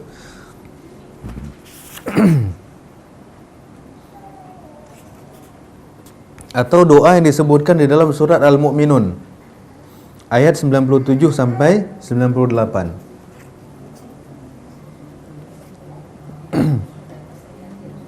Surat Al-Mu'minun ayat 97 98 di sana disebutkan wa qur rabbi a'udzubika min hamazati syaitan wa a'udzubika rabbi ay yahdurun ya. 97 98. Wa qur rabbi a'udzubika min hamazati syayatin wa a'udzubika rabbi ay yahdurun ya. Ini doa yang kita baca untuk meminta perlindungan kepada Allah dari kejahatan daripada syaitan. Nah, kemudian yang kedua membaca muawwizatain ya, membaca Al-Falaq dan An-Nas. Membaca surat Al-Falaq dan surat An-Nas. Nah, ini termasuk salah satu hal yang sangat besar manfaatnya, fungsinya sangat hebat untuk menjaga diri kita dari kejahatan jin dan manusia, kejahatan jin dan syaitan. Bahkan Rasulullah menyebutkan ma ta'awwadza muta'awwizuna mithlihima. Tidaklah berlindung seseorang sebagaimana berlindungan dengan keduanya. Artinya tidak ada perlindungan yang lebih hebat daripada perlindungan dengan dua macam ini. Bahkan kita lihat pada saat Rasulullah disihir oleh Lubaid bin A'sam, ya, disihir oleh Lubaid bin A'sam di dalam ikatan tali-tali itu, kemudian dilempar ke dalam sumur sampai sumurnya berwarna merah, kuning-kuningan. Kemudian pada saat itu datang malaikat Jibril ya dengan malaikat lainnya, Jibril dan Mikail. Datang, kemudian yang satu berdiri di kepala, yang satu lagi berdiri di kaki Nabi Muhammad.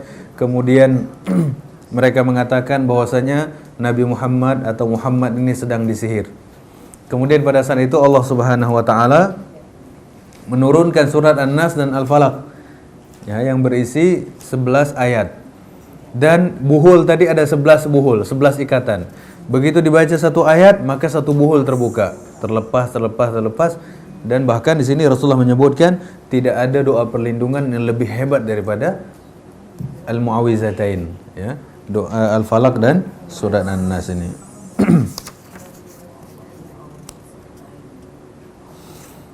Nah, kemudian yang ketiga membaca ayat kursi. Ya, membaca ayat kursi sebagaimana kita ketahui ini termasuk doa yang paling afdal ya. Ayat yang sangat mulia di dalam Al-Quran, ayat yang sangat agung dalam Al-Quran adalah ayat kursi.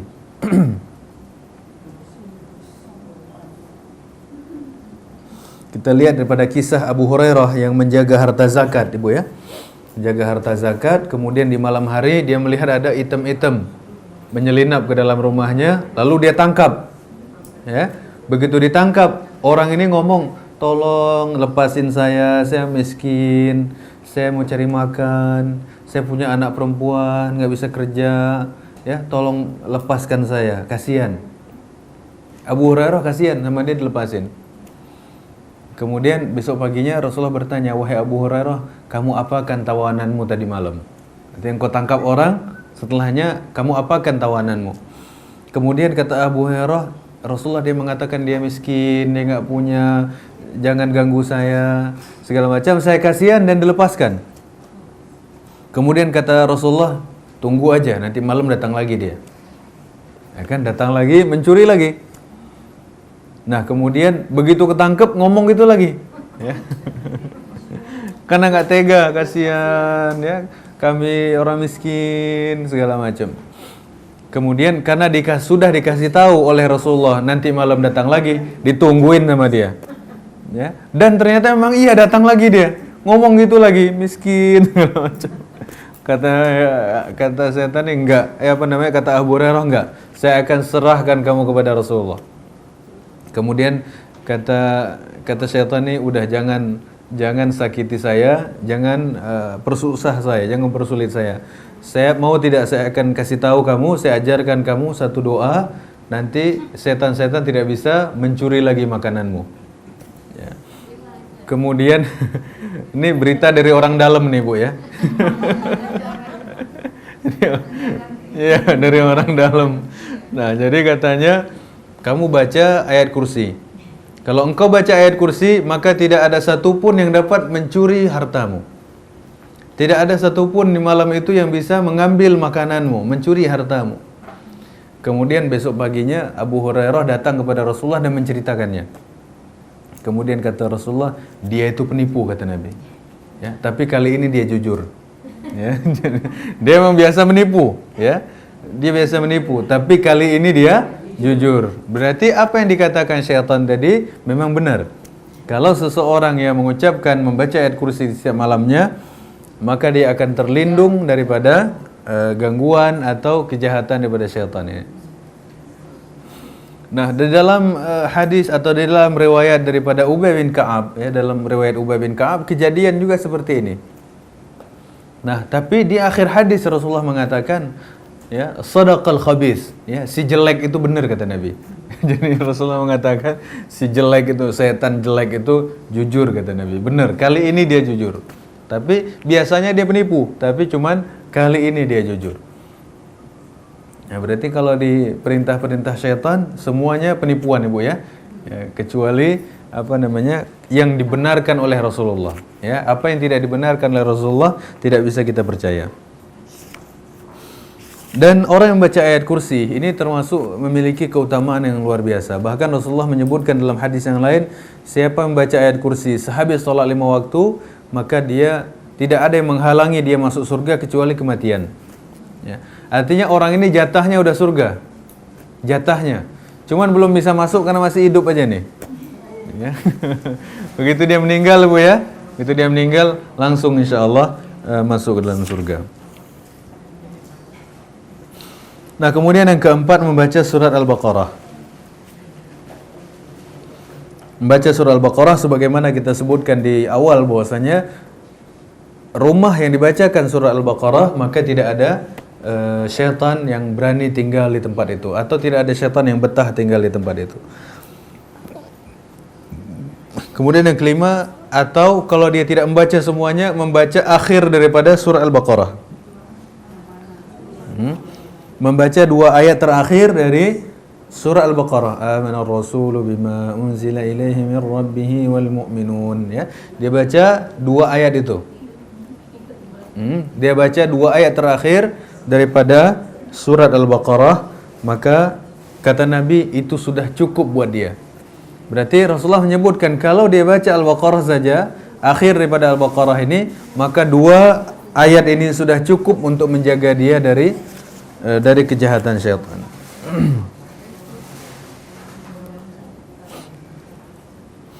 Nah, kemudian yang keenam, membaca la ilaha illallah. Ya, yang kelima membaca 2 ayat akhir. Nah, kemudian yang ke-6, ya, membaca la ilaha illallah wahdah la syarikalah lahul mulku wa lahul hamdu wa huwa ala kulli syai'in qadir. Ini dibaca berapa? 100 kali. Ya, baca 100 kali. Ya. Al-Ma'surat ada, Bu ya? Al-Ma'surat. Ini bagian daripada Al-Ma'surat atau doa pagi petang.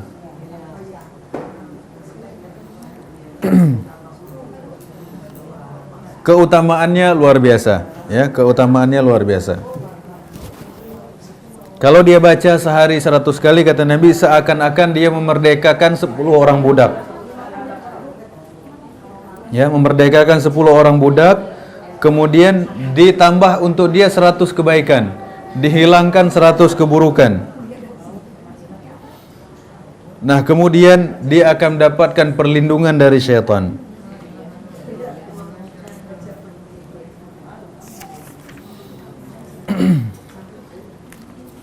Kemudian yang ketujuh, membaca zikir, ya, membaca zikir secara umum, ya. Zikir secara umum adalah perlindungan yang sangat kuat daripada syaitan, dan semua yang kita baca zikir maka syaitan tidak bisa terlibat atau ikut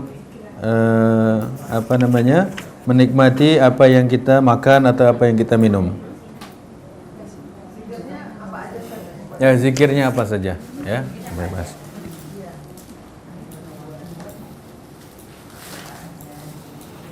Nah, wallahu alam bisawab. Kalau ada hal-hal yang ingin ditanyakan, silahkan ibu-ibu.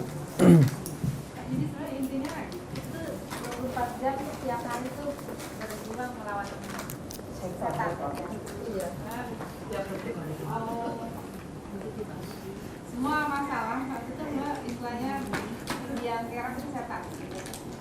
Tidak semua masalah biang keroknya setan, Ibu. Karena orang punya nafsu, ya, punya tabiat. Artinya memang setan dia menggoda, dia mengajak. Tapi ada faktor lainnya juga yang biasa orang punya kecenderungan untuk maksiat. Misalnya karena pengaruh teman atau lingkungan, ya. Kemudian karena watak juga dan lain-lainnya. Ya, jadi tidak semua setan. Nanti setannya ngamuk-ngamuk, ya. Masa aku semua katanya. Ada orang cerita, ya, ada katanya ada orang yang dia ini sangat pencemburu dengan istrinya. Ya, pokoknya sangat cemburu. Istrinya asal ngomong dengan laki-laki udah ngamuk-ngamuk dia, marah-marah dia, sangat cemburu. Sampai dia jambak istrinya karena cemburu itu. Lebay, Bu, ya. Nah, keterlaluan, kelebihan. Nah, kemudian ternyata namanya orang kampung, lalu dia bawa ke dukun. Jadi si suaminya ini dibawa ke dukun supaya berubah sikapnya. Dia katakan mungkin ada orang yang menyihir dia sehingga dia bersikap begitu kepada istrinya. Kata dukun ini apa? Kata dukun ini nggak ada yang menyihir dia katanya. Emang wataknya begitu katanya. Jadi dia nuduh-nuduh setan, tapi ternyata dia sendiri yang punya watak begitu. Karena lingkungan, ya, atau mungkin karena pemahaman yang salah, masa kecil dan lain sebagainya. Memang ada faktor setan, faktor nafsu, ya, jiwa dan lain sebagainya, tapi itu tidak mutlak. Ya. Jadi kalau kita mau meruqyah diri kita sendiri baca ini tadi. Ya. Cukup itu. Cukup itu kita baca. Ada banyak sekali suratnya, saya sebutkan di sini juga sangat banyak sekali. Akan tetapi ada ayat-ayat pilihan yang bisa kita lakukan.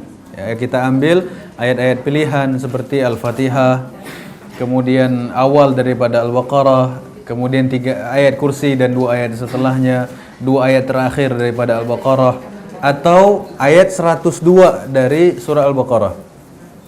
Ya, surah ayat 102, wattaba'u ma tatlu syayatinu ala mulki Sulaiman wa ma kafara Sulaiman walakinna syayatina kafaru.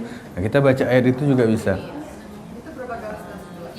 Bisa baca semampu Ibu, ya, semampunya. Al-Ikhlas silahkan, ya, Al-Ikhlas, Al-Falaq, An-Nas, ya, tetap kita baca itu. Al-Baqarah 102. Tidak harus, Bu. Tidak harus. Pada dasarnya semua Al-Qur'an itu boleh. Ya, pada dasarnya, tapi ada ayat-ayat tertentu yang disebutkan Nabi ini dampaknya sangat besar. Sangat besar pengaruhnya, ya. Nah, sehingga kita mengambil ayat-ayat tersebut karena Rasulullah menyebutkan ini dampaknya sangat luar biasa. Tidak harus. Yang penting, ya, kita meminta perlindungan kepada Allah. Sebelum kita meruqyah, kita minta perlindungan kepada Allah. Ya Rabb, ya, berikan kesembuhan. Ya Rabb, ya, bahwasanya yang menyembuhkan adalah Engkau. Yang memberikan petunjuk adalah Engkau. Bahwasanya jin dan semua jin tidak mampu melakukan apapun kecuali atas izin Engkau. Kita mengharap kepada Allah kesembuhan, ya. Kemudian pada saat kita kita ingin membaca atau meruqyah diri sendiri, Ibu baca dulu doa perlindungan. Seperti apa? A'udzu bikalimatillahi tammat min syarri ma khalaq, ya. atau auzubillahi samii'il alim minasyaitonir rajim min hamzihi wa nafthihi wa nafsihi. Baca doa-doa itu. A'udzu bikalimatillahi tammat min kulli syaitanin wa hammah wa min kulli ainin lammah. Baca doa-doa perlindungan yang ada dalam doa pagi sore itu. 3 kali ya, untuk perlindungan diri kita. Setelah itu baru kita baca di tangan begini. Kalau ibu untuk diri sendiri, boleh ibu baca begini. Baca yang keras. Harus baca yang keras ibu ya. Jangan gremeng, jangan jangan ya, keluarin, bunyikan. Baca Al-Fatihah, baca dengan baik, baca dengan tajwid. Alhamdulillahi Rabbil Alamin Ar-Rahmanir Rahim Maliki Yaumiddin. Baca dengan jelas, nyaring, dengan tajwidnya. Ya, baca, kemudian tiup. Usapkan di semua. Ya, boleh atau sekaligus juga boleh. Mana-mana ibu mau. Tiup sekali aja. Boleh juga ibu bacakan di air. Ya. Kalau ada yang mau mencoba boleh. Kalau ada yang mau mencoba. Ya, baca sendiri, bukan saya yang bacain. Ya. Iya.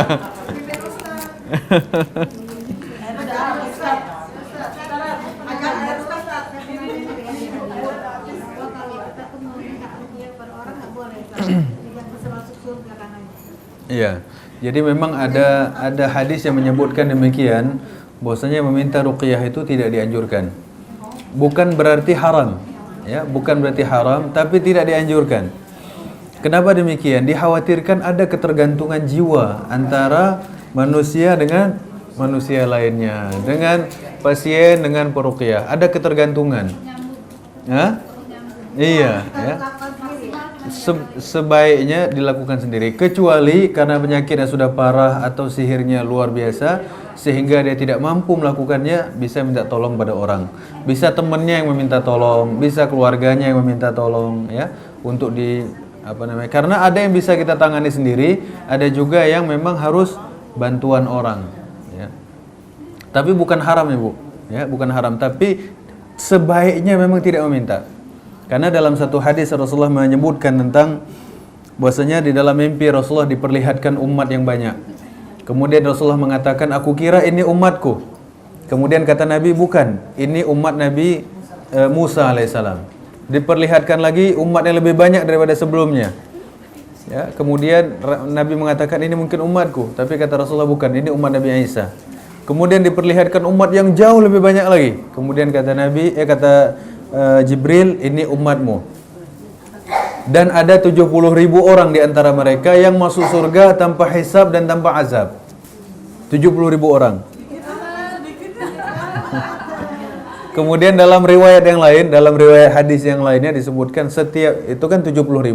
Berarti ribu-ribunya ada 70 kali kan Bu ya. Setiap 1.000 membawa 70.000 lainnya. Nanti banyak.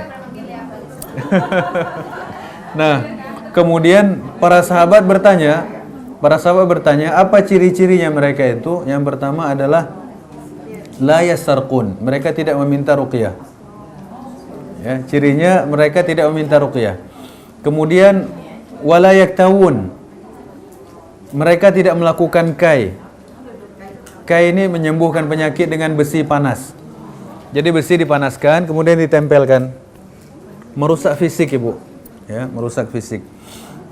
Itu pengobatan orang Arab. Ada di Indonesia pun ada. Di Indonesia ini ada. Bukan, pakai besi dia, dipanasin besinya, kemudian ditempelin. Saya nggak tahu takarannya bagaimana, tapi itulah disebut dengan kai. Kemudian, ya, ibu-ibu yang ketiga, wala yatatayyarun. Mereka tidak mengundi nasib. Tidak percaya tahayul, tidak percaya khurafat, ya. Seperti misalnya, rumah nomor 4 sial, ya. Nomor 13 sial. Tusuk sate sial, ya. Itu semuanya dapat menghalangi orang masuk 70.000 itu. Ibu punya anak nomor 1 nggak boleh kawin dengan nomor 3, ya. Ceritanya, ya. Macam-macam itu. Katanya ini hari sial, ini hari baik. Ya. Nah, ini semuanya keyakinan-keyakinan yang merusak akidah. Dan kalau dia punya keyakinan itu, dia nggak bisa masuk dalam kategori orang masuk bebas hisab, bebas azab. Ya. Kalau bebas hisab belum nyaman, Bu, bebas azab. Karena ada orang masuk neraka tanpa hisab. Gimana, Bu? Gimana? Musyrik. Ya, harus bertaubat kepada Allah. Ya. Tidak boleh kita yakini rumah ini harus menghadap ke sono atau ke sana, feng shui-nya ya. Nggak boleh kita yakini seperti itu. Kalau kita yakini merusak akidah, Ibu. Merusak akidah. Gimana, Ibu? Ya, silahkan kalau Ibu mau. Ya, udah pada siap. Sebaiknya paling afdolnya adalah berwudu, ya. Sudah nggak apa-apa, kalau mau dicoba sendiri juga nggak apa-apa. Kenapa, Bu? Udah habis? Ya. Ya udah, nanti saya contohkan. Ambil airnya, didekatkan seperti ini. Nah,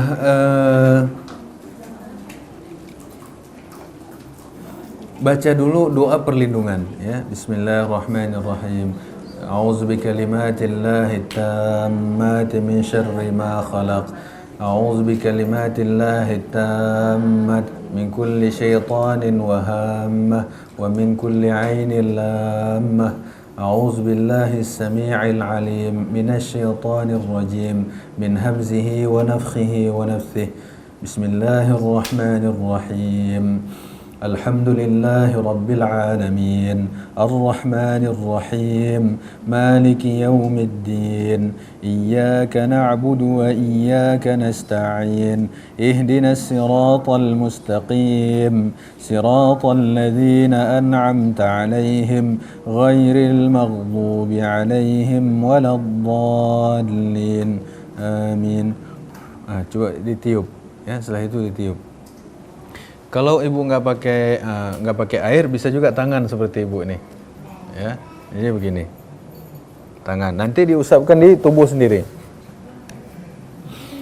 Nah, silahkan kalau ibu mau minum tadi minum, ya. Setelah dibacakan tadi minum. Gimana rasanya? Enak, Bu?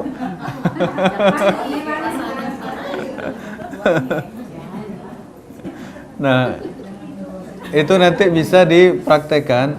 Pertama, sebelum ini semuanya, ya, atau sesudah dibaca, ibu minta kepada Allah, ya Rabb, berikan kesembuhan, ya, berikan keberkahan, berikan kesembuhan.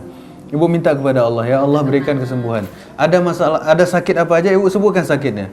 Saya sakit maha, saya sakit, ada kista, saya ada apa, sebutkan. Minta kepada Allah, ya Rabb, berikan kesembuhan, ya. Kemudian gimana ibu? Nah, setelah ibu baca tadi itu, kemudian diusapkan. Misalnya sakitnya masalah rahim, ya, itu diusap di sini, di bawah pusar sini, diusap ke bawah. Atau di perut bisa diusap seperti ini. Atau di lengan yang sakit, ibu usap seperti ini. Nah, banyak orang yang mempraktekkan ruqyah mandiri ini, alhamdulillah berhasil. Di antaranya orang yang susah punya keturunan, ya, susah punya keturunan, dia diusapkan di bawah pusar sini, usapkan ke bawah, ya, alhamdulillah berhasil. Saya punya adik perempuan, dia bilang sama saya susah mendapatkan keturunan, udah lama menikah tapi nggak punya keturunan.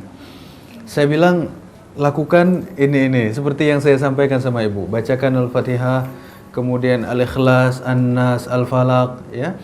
Dan minta kepada Allah dengan sungguh-sungguh, seikhlas-ikhlasnya, setulus-tulusnya, sekhusyuk-khusyuknya minta kepada Allah. Kemudian tiupkan di tangan dan usapkan. Karena Nabi salah satu disebutkan dalam hadis, Rasulullah mengusap, ya. Tiupkan di tangannya kemudian diusap. Alhamdulillah, katanya berapa lama setelah itu ada keluar seperti cairan putih. Setelah itu alhamdulillah hamil. Ya, dengan izin Allah, dengan izin Allah. Semua minta kepada Allah, minta sekhusyuk-khusyuknya kepada Allah, seserius-seriusnya kepada Allah. Penyakit jantung, penyakit liver, semua penyakit setiap hari. Ya, semampu kita. Ya. Doa Bapak tadi yang di kalimat tamat min syarri ma khalaq, itu di dalam Al-Mas'urat itu sudah hampir habis. Al-Mas'urat yang sudah ya Pak. Yang pertama Al-Fatihah, ayat kursi itu para panas, itu kemudian itu bilang itu segala macam sampai di kalimat tamat itu hampir terakhir. Apakah sekarang saya balik yang sugro aja Mas? Tak balik itu. Nah, yang penting Ibu sebutkan doa perlindungan. Ibu baca doa perlindungan dulu di awal. Ya, tujuannya apa? Kadang-kadang ada kita meruqyah diri sendiri, kadang jin ini ngamuk gitu, bales gitu. Jadi sebelum dia bales itu kita punya benteng dulu. Kan Ibu pernah mendengar orang meruqyah tapi dia yang sakit. Ya enggak? Karena barangkali ya dari pengalaman-pengalaman teman-teman itu dia tidak membaca doa perlindungan dulu. Harusnya dia baca perlindungan untuk diri sendiri dulu, setelah itu baru ngobatin orang atau ngobatin diri sendiri. Jadi karena kita udah ada benteng, dia nggak bisa menyakitin kita. Tapi kalau nggak ada benteng ya main langsung aja nih, baca aja, khawatirnya nanti bermasalah. Cukup. Kefasihan dalam membaca itu pengaruh nggak? Pengaruh Ibu. Ya, kefasihan, kemudian kekhusyukan di dalam membaca itu pengaruh. Ya, nggak boleh baca sekedarnya aja, hati kemana, pikiran kemana, nggak manjur. Harus betul konsentrasi minta kepada Allah, ya Rabb, aku punya mah. Ya Rabb, aku ada masalah ginjal. Ya Rabb, aku ada masalah ini. Tolong berikan kesembuhan kepadaku dengan perantaraan ayat-ayat ini. Ya, dengan wasilah atau dengan cara membaca ayat-ayat ini, tolong berikan kesembuhan kepadaku. Ya, silahkan Ibu. Kalau orang tersebut bacaannya masih belum fasih. Ya, bismillah aja. Ya, bismillah aja. Ya, insya Allah mudah-mudahan lama-lama sembuh. Ya.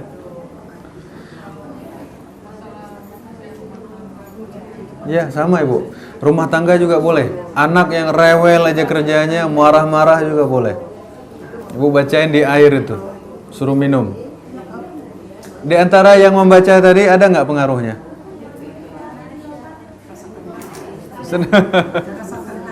Tenang aja. Misalnya silahkan Ibu baca ayat kursi juga boleh. Ya. Ya, baca ayat kursi juga boleh. Udah habis airnya.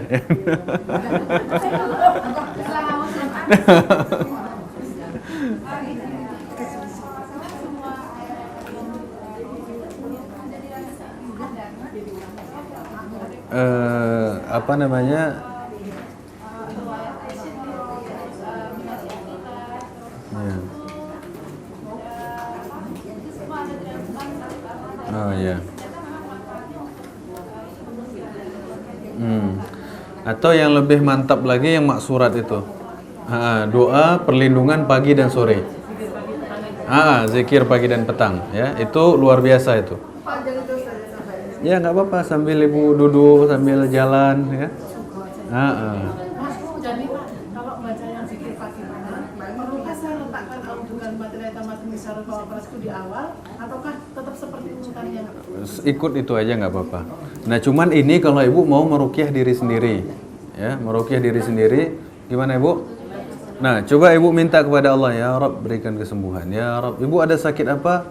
Coba Bismillah minta kepada Allah, ya. Pakai selawat nggak, Ustaz? Nah kalau mau pakai selawat juga nggak masalah, ya. Artinya namanya doa, kita minta kepada Allah.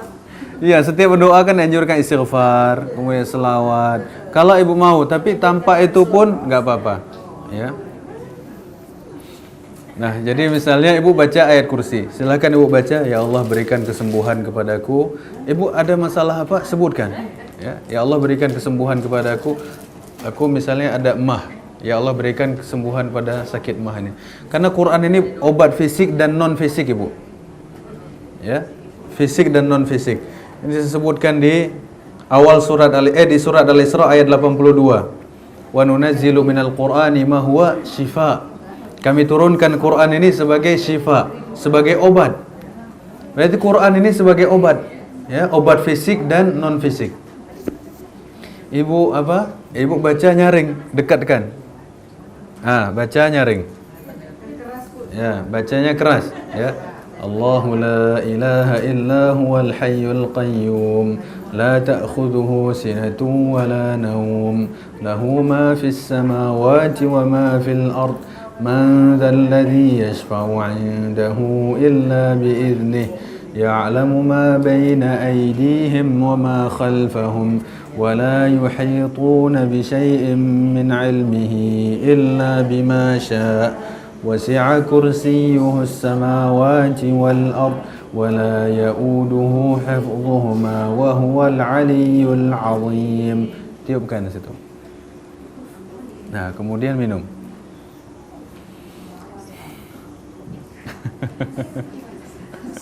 Galau.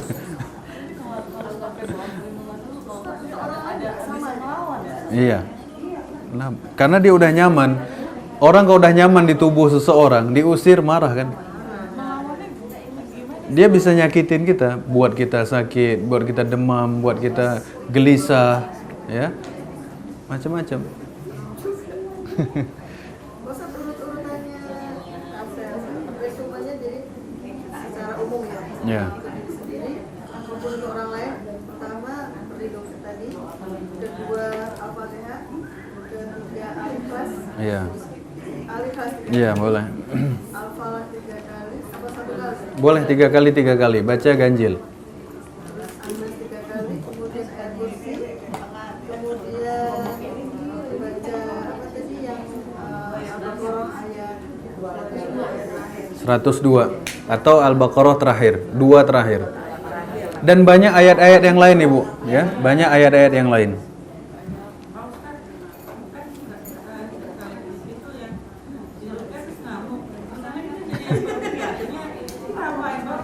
Nah, supaya tidak ngamuk ya dari pengalaman-pengalaman ini, bacakan Al-Fatihah dulu. Al-Fatihah dulu, bacakan di air, kemudian suruh minum. Insya Allah nggak kesurupan. Insya Allah. Iya, itu salah satu reaksi, Bu. Kalau ditambah dengan misalnya rendaman daun bidara, Itu lebih bagus. Lebih bagus, Ibu pakai daun bidara, lebih bagus dan lebih reaksi. Minum. Gimana? Kalau ada gangguan itu langsung reaksi. Enggak harus ngamuk. Bisa badannya pegel-pegel atau ada sesuatu yang tidak nyaman atau seperti ada sesuatu yang berjalan, ya. Terus sampai dia hilang. Dia diulang lagi. Iya. Iya. Sampai hilang dia. Iya. Iya. Sampai hilang. Sebutuhnya Ibu, ya. Kalau sudah tidak ada lagi, menurut Ibu sudah nyaman, ya sudah cukup. Lain, tapi harus diniatkan ruqyah. Ya, harus diniatkan. Bagaimana Ibu, kita cukupkan. Nanti habis ini kalau ada yang mau ngobrol nggak apa-apa. Ya, demikian kita tutup dengan doa kafaratul majlis. Subhanaka Allahumma bihamdika asyhadu an la ilaha illa anta astaghfiruka wa atubu ilaik. Assalamualaikum warahmatullahi wabarakatuh.